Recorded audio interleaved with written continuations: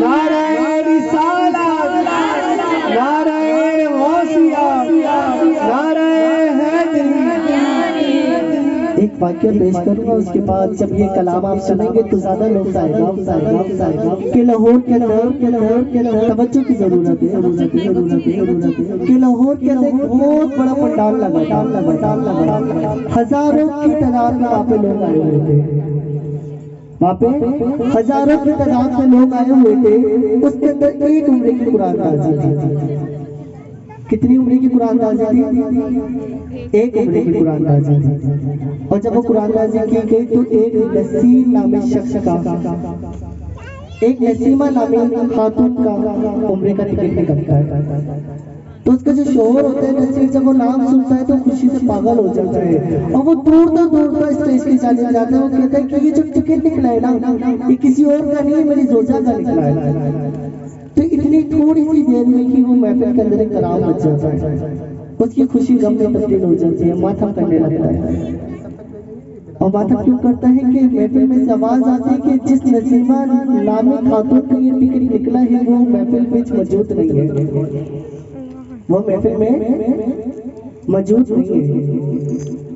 वो नसीम नामी शख्स कहता है कि मैं बड़ा गरीब हूँ, मजदूरी करता हूँ, मेरी साइकिल महफिल के बाहर खड़ी है, मुझे थोड़ी देर की इजाजत दो, मैं जाके अपनी बीवी को जगाऊंगा, कहूंगा कि उठ, तेरा मुकद्दर जाग उठा है, तेरा बुलावा कमली वाले सरकार के दरबार से आ चुका है।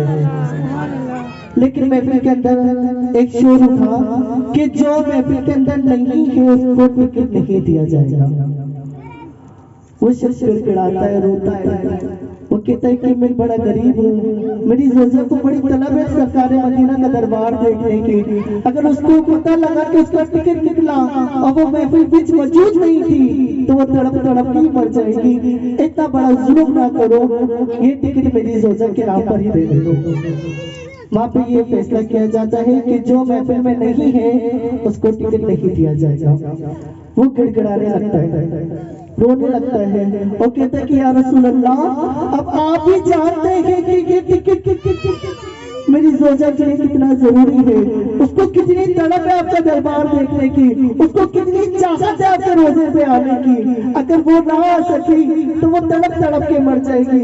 इतनी देर में हजारों के बॉक्सी पर्चियों को हिलाया जा रहा होता है और जब पर्ची निकाली जाती है तो वो पर्ची किसी और की नहीं निकलती, वो उसी नसीब शख्स की निकल जाती है जो गुड़गुड़ा रहा होता है।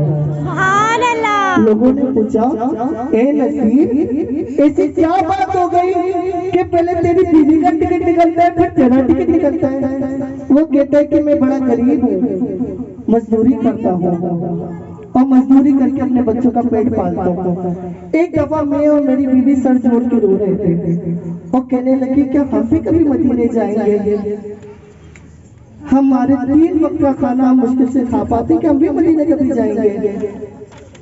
तो वो शख्स कहता है, तो उसके 2 बच्चे आते हैं और कहते माँ, अगर मदीना देखना है तो तड़प को बढ़ाना होगा, कमली वाले सरकार तड़प को देखते हैं।